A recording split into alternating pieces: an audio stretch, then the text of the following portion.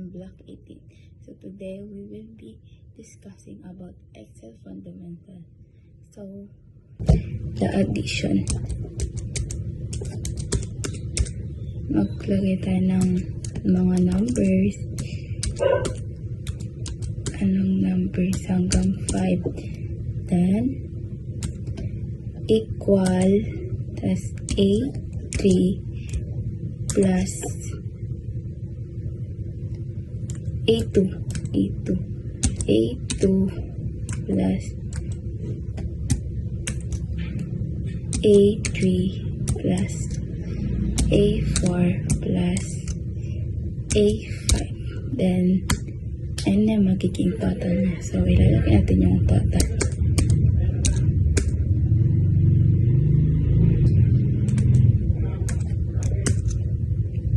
$179. Then, naman tayo sa subtraction.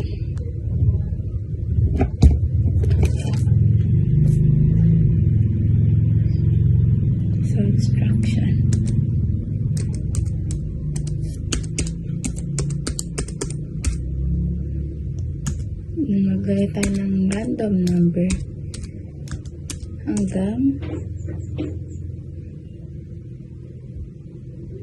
sa 5.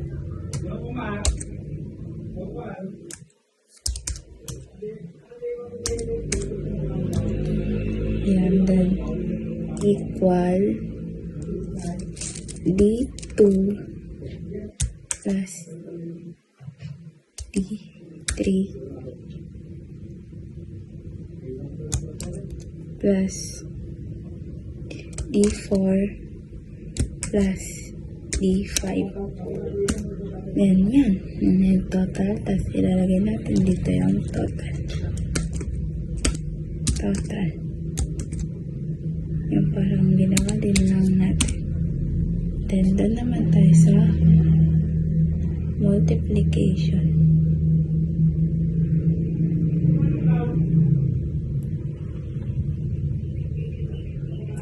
Multiplication.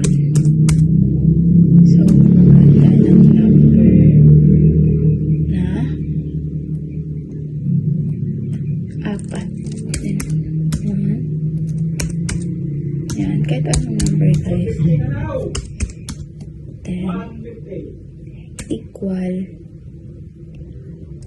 H2.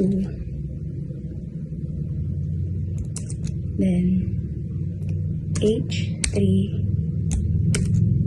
H4,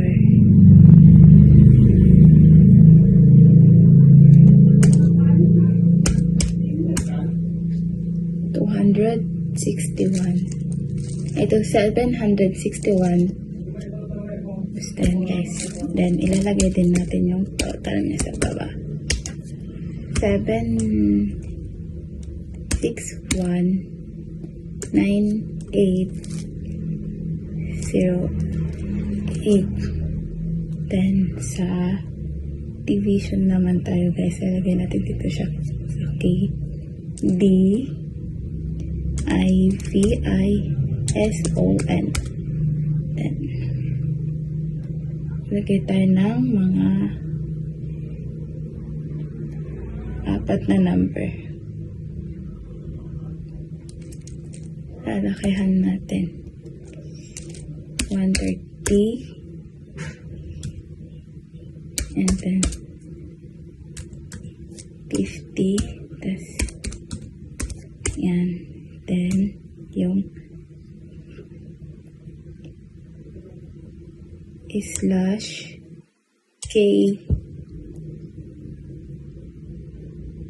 K2, then slash K3 slash K4 slash K. Yun lang. And then yun na yung magiging total guys. 0.414925. So, and lalagay din natin yung total niya guys.